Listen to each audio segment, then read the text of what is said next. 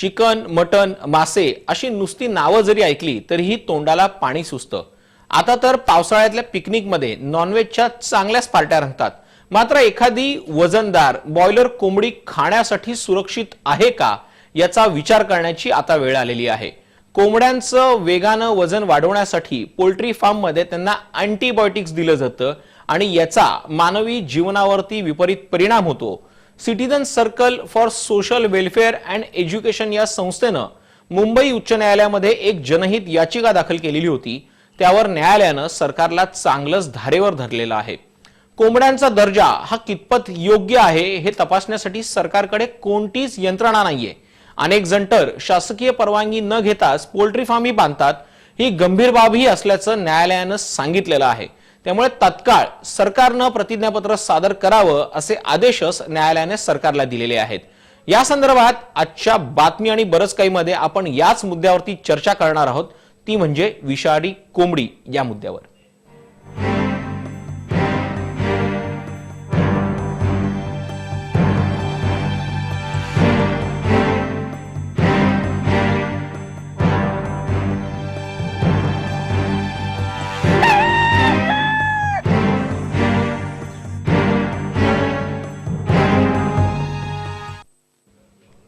चर्चेला सुरुवात करण्याआधी याचिकाकर्ते शाजिद नक्वी यांच्याशी आमचा प्रतिनिधी शैलेश तवटे यांनी केलेली ही बातचीत पाहूया। वजन वाढवण्यासाठी व्यावसायिक पोल्ट्री फार्म मधील ज्या कोंबड्या ज्या आहेत त्यांना अँटीबायोटिक औषधे देतात आणि त्यामुळेच मानवी आरोग्यावर याचा परिणाम होतो। या संदर्भात जनहित याचिका जी आहे ती मुंबई उच्च न्यायालयात दाखल करण्यात आली। यावेळी सरकारला मुंबई हायकोर्टाने खडेबोल सुनावलेले आहेत। काय नेमकं या संदर्भात जनहित याचिकेमध्ये म्हटलंय? आपल्या सोबत या संदर्भातले वकील आहेत। सर, काय सांगाल, काय माहिती आहे? आम्ही कोर्टाला सांगितलं आहे की जे पोल्ट्री फार्मर्स असतात ते अँटीबायोटिक्स वापर करतात फक्त वेट वाढवण्यासाठी, आणि हा घातक आहे। म्हणजे कोणी असा अँटीबायोटिक्सची चिकन घेतलं मग त्यांना हार्मोनल इम्बॅलन्स होऊ शकतात, प्रेग्नन्सीमध्ये कॉम्प्लिकेशन येऊ शकतात, कॅन्सर प्रमाणे जे आहे डिझीज ते पण होऊ शकतात। म्हणजे गंभीर मुद्दा आहे। कोंबडी आजारी असेल तेव्हा आपण त्यांना द्यायचं, पण हे लोक काय करतात की हेल्दी जे कोंबडी असतात त्यांना अँटीबायोटिक्स देतात। मग आणि काय ते कायद्याप्रमाणे जर आपण वेटरनरी शॉपमध्ये गेला तर कायद्याप्रमाणे आपण डॉक्टरच्या प्रिस्क्रिप्शन दाखवायला लागतात की हा डॉक्टरच्या प्रिस्क्रिप्शन आम्हाला अँटीबायोटिक्स द्या, पण कोणीही शॉपकीपर असा प्रिस्क्रिप्शनची मागणी करत नाही। आता सरकारला आदेश दिल्यानंतर सरकारने काय म्हटलंय, काय सांगा? सरकारने सांगितलं आहे की ते नोटीस पाठवणार आहे, आणि याच्या आधी पण कोर्टाने ऑर्डर पास केला होता की तुम्ही थिएटरमध्ये स्लाइड्स ठेवा, अवेअरनेस प्रोग्राम चालू करा, आणि मोबाईल लॅब्स आहे टेस्टिंगसाठी मुंबईमध्ये वेगवेगळ्या झोन तुम्ही ठरवा आणि लॅब्स ठेवा तुम्ही। त्या पोल्ट्री फार्मची सरकारकडे नोंद आहे की नाही? आतापर्यंत काय होत नाही। शासनचा बी असं म्हणणं होतं की आमच्याकडे काही म्हणजे कायदा नाही की आम्ही एखादा जाऊन पोल्ट्रीच्या इन्स्पेक्शन घेऊ। नक्कीच सरकारकडे राज्यातल्या सर्व जे पोल्ट्री फार्मची कुठलीही नोंद जी आहे ती सरकार दरबारी नाही आहे। त्यामुळे वजनदार कोंबड्या ज्या आहेत ते मानवी आरोग्यास घातक आहेत। व्हिडिओ विकास खवळेसह शैलेश तवटे, जय महाराष्ट्र, मुंबई। अगदी बरोबर आहे। शैलेश जसं म्हणत होता की यांना कोंबड्यांना दिली जाणारी इंजेक्शन्स ही मानवी आरोग्याला घातक आहेत। नेमका याचा मानवी शरीरावरती कसा दुष्परिणाम होणार आहे ते आपण जाणून घेणार आहोत। माझ्यासोबत नागपूरवरनं डॉक्टर बोंडके आहेत जे पशुवैद्यक तज्ज्ञ आहेत, आणि त्याचबरोबर माझ्यासोबत माझ्या मुंबईच्या स्टुडिओमध्ये आहेत डॉक्टर पारितोष। या दोघांसोबत आपण चर्चा करणार आहोत आणि त्यांना विचारणार आहोत की हा सगळा धोका कशा पद्धतीने होतो। सुरुवात करतोय मी नागपूरपासून डॉक्टर बोंडकेंपासून। सर, मुळातच अँटीबायोटिक्सचा आपल्या शरीराला फायदा होत असतो, मात्र हे अँटीबायोटिक्स जर प्राण्यांना दिले गेले तर त्याचं नुकसान हे आपल्याला कसं सहन करावं लागते?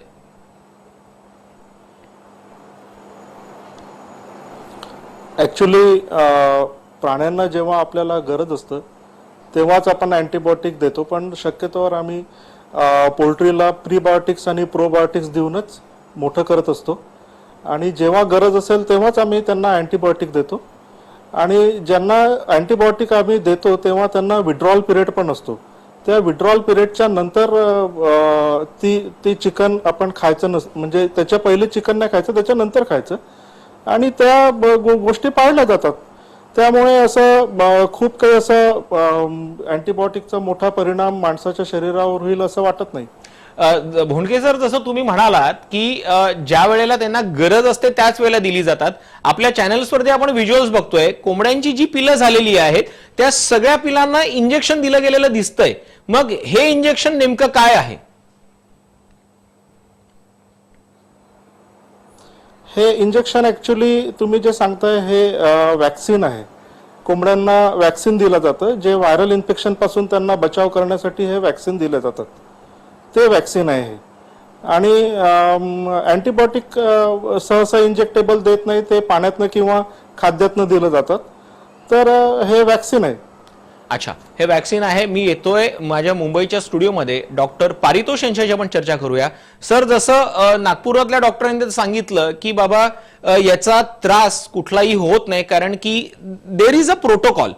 त्या कोंबड्यांना प्रोबायोटिक्स प्रीबायोटिक्स दिले जातात, त्याच्यानंतर त्याचा विड्रॉल पिरियड आहे आणि त्यानंतर त्या कोंबड्या ज्या आहेत किंवा त्या पोल्ट्रीतनं पुढे बाहेर सर्क्युलेशनसाठी येणं अपेक्षित आहे. Again I am using word there is a protocol. पण डू यू फील दॅट का सगळ्याच पोल्ट्री फार्मकडनं हा प्रोटोकॉल पाळला जातो आणि जसं आपल्याला गरज असते त्यावेळेला अँटीबायोटिक्स घेणं हे आपल्या शरीराच्या फायद्यासाठी असतं, मात्र ज्या वेळेला गरज नसेल त्यावेळेला जर अँटीबायोटिक्स आपल्या शरीरात गेले तर आपल्याला कसं नुकसान होतं? सर्वात पहिले अँटीबायोटिकचा रोल आहे की जे जंतू असतात त्यांना मारण्यासाठी आपण जनरली अँटीबायोटिक यूज करतो. आणि हे अँटीबायोटिक्स जेव्हा इन्फेक्शन होतो किंवा त्याच्या प्रिव्हेन्शनसाठी आपण अँटीबायोटिक यूज करायला पाहिजे. जर अँटीबायोटिक्सचा वापर खूप रॅम्पंटली किंवा खूप प्रमाणाने जास्त होत असेल तर त्याचा इफेक्ट असा येतो की रेझिस्टन्स, सर्वात मोठं म्हणजे रेझिस्टन्स डेव्हलप होतो. ज्या अँटीबायोटिकने जे जंतू मरतात त्या अँटीबायोटिक परत परत यूज केल्याने त्या जे जंतू असतात त्या अँटीबायोटिकने नंतर मरणार नाही आणि तसे ते जंतू रेझिस्टंट होऊन त्या रेझिस्टंट इन्फेक्शन आपल्याला माणसांना होऊ शकतं. हे सर्वात मोठं प्रॉब्लेम आहे अँटीबायोटिक यूजचं. आणि पोल्ट्रीमध्ये किंवा कुठल्याही ॲनिमल इंडस्ट्रीमध्ये जर असं यूज होत असेल तर त्याचे खूप दुष्परिणाम माणसांमध्ये होतात. अगदी बरोबर. यांचे दुष्परिणाम हे माणसांमध्ये दिसून येतात आणि याच दुष्परिणामापासून जर आपल्याला वाचायचं असेल तर आपल्याला सावध होण्याची वेळ आलेली आहे. कारण की जी चिकन आपण टेस्टी म्हणून खाणार असतो ती तुमच्यासाठी फक्त टेस्टीच नाही तर ती तुमच्यासाठी डेंजरसही झालेली आहे. आणि या कोंबड्यांच्या इंजेक्शन्समुळे मानवी शरीराला काय धोका होणार आहे यावर आपण चर्चा करणारच आहोत. मात्र वेळ झालेली आहे एका छोट्याशा ब्रेकची. पाहत रहा बातमी आणि बरंच काही.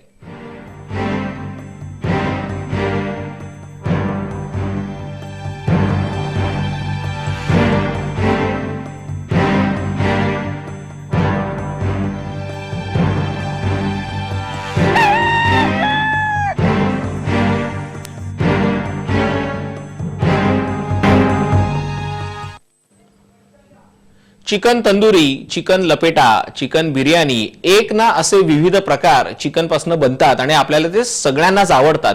मात्र दुर्दैवानं ज्या चिकन पासून हे सगळं बनतं तीच चिकन सेफ आहे की नाही याच मुद्द्यावरती आपण चर्चा करतो आहोत बातमी आणि बरंच काही मध्ये. मी पुन्हा जातोय नागपूरला पशुवैद्यकीय अधिकारी डॉक्टर महेश भोंडगे यांच्याकडे.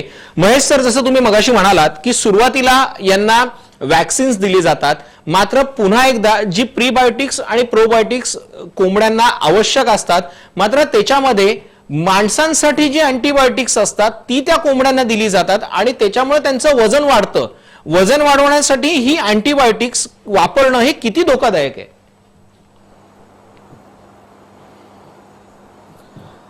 ऍक्च्युली माणसांसाठी जे अँटीबायोटिक वापरले जातात ते कोंबड्यांमध्ये वापरले जातात असं तर नाही आहे.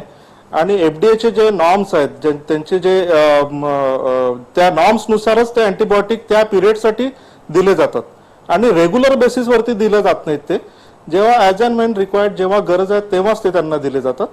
आणि जेव्हा ते म्हणजे रेग्युलरली तुम्ही अँटीबायोटिक. सर, तुमचं म्हणणं अगदी बरोबर आहे. तुम्ही कदाचित नॉर्मल कोर्स मधल्या गोष्टी ज्या आहेत त्या तुम्ही बोलत असाल, पण असं होताना दिसत नाहीये आणि म्हणूनच न्यायालयाला दखल घ्यावी लागलेली आहे ना. जर आज न्यायालयाने हे आदेश दिले नसते तर हा विषयच कदाचित इतका गंभीर आहे तो लोकांच्या समोर आला नसता. मी पुन्हा जातोय डॉक्टर पारितोष यांच्याकडे. सर, अगदी साधी गोष्ट आहे की जी नॉर्मल कोर्स मधली अँटीबायोटिक्स आहेत, आपण साधं उदाहरण घेऊया अझिथ्रोमायसिनचं. एखाद्याला सर्दी झाली, खोकला झाला किंवा कुठलं ॲलर्जी झाली, त्याला अँटी ॲलर्जिकच्या सोबत अँटीबायोटिक्स ही दिली जातात कारण की त्याची रेजिस्टन्स पॉवर वाढावी किंवा त्याला लवकर रिलीफ मिळावा म्हणून. पण ऑलरेडी या पद्धतीचे अँटीबायोटिक्स हे जर प्राण्यांच्या शरीरात गेलेले असतील आणि ते प्राणी किंवा ते पक्षी जर खाल्ले गेले तर त्याचा किती मोठा धोका आपल्याला आहे.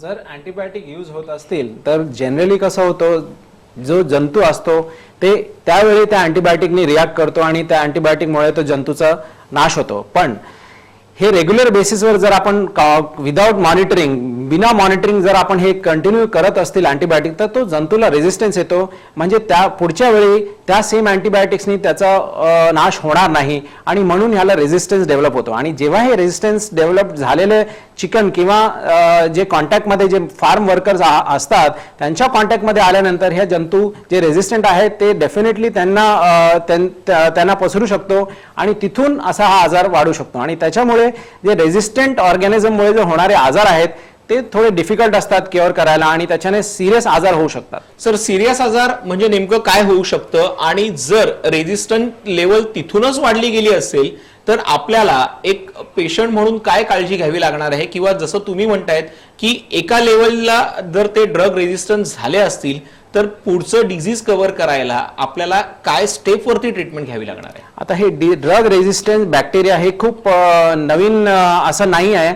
जेव्हापासून आपण अँटीबायोटिक सुरू केलेलं आहे तेव्हापासून रेजिस्टन्स ऑर्गॅनिझम डेव्हलप होतात. कारण जे जंतू असतात त्यांच्यामध्ये मेकॅनिझम असते की ज्या अँटीबायोटिक्सनी आपण वापर करतो त्याचं बायपास करून कुठून तरी ते रेजिस्टन्स डेव्हलप करतात. त्यांच्या जेनेटिक स्ट्रक्चरमध्ये असतं हे. आणि जेव्हा आपण हे अँटीबायोटिक वापरतो त्याच्यानंतर आपल्याला हायर जनरेशन अँटीबायोटिक वापरावे लागतात. त्याच्यामुळे असणारा जो कॉस्ट किंवा मॉर्टॅलिटी म्हणजे मृत्यू होण्याचे चान्सेस अशा इन्फेक्शनमुळे जे रेजिस्टंट आहेत वाढतात. अगदी बरोबर सर. गेल्या काही वर्षांपासून मेडिकल सायन्समध्ये तुम्ही स्वतः स्टडी करत असाल की नेहमी म्हणजे तुमच्या कॉन्फरन्समध्ये डॉक्टरांची चर्चा होत असते की फिवरचा पॅटर्न चेंज होतोय, मलेरियाचा पॅटर्न चेंज झालाय, टायफॉइडचा पॅटर्न चेंज झालेला आहे.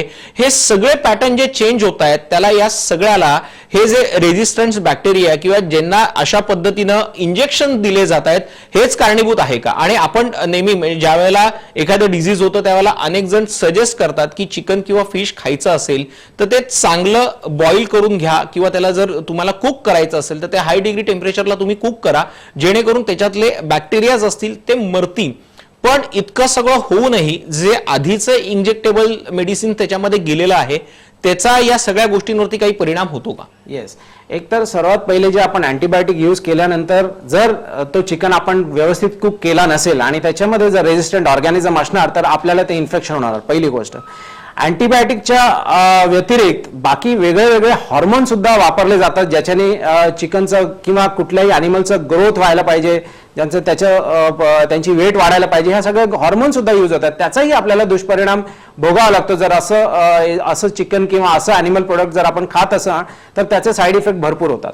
अगदी बरोबर आहे. साईड इफेक्ट भरपूर होत आहेत. आपल्याला बातमी आणि बरंच काही मध्ये हा विषय आम्ही तुमच्या समोर घेतलेला आहे. तुम्ही जर चिकन खात असाल आणि जर हेवी चिकन तुम्हाला आवडत असेल तर आता तुम्हाला अलर्ट होण्याची वेळ आलेली आहे. कारण की जी हेवी बॉयलर तुम्हाला दिसायला चांगली वाटते, टेस्टला कदाचित चांगली लागणार असेल, ती तुमच्यासाठी एक चिकन नसून ते विष असणार आहे. आजच्या बातमी आणि बरंच काही मध्ये आम्ही तुम्हाला याच मुद्द्यावरती अलर्ट करण्याचा प्रयत्न केलेला आहे. आपल्या चर्चेमध्ये सहभागी झालेल्या डॉक्टर महेश भोंडगे आणि डॉक्टर पारितोष या दोघांना धन्यवाद देतो आणि ही चर्चा इथेच थांबवतो. पाहत रहा जय महाराष्ट्र न्यूज.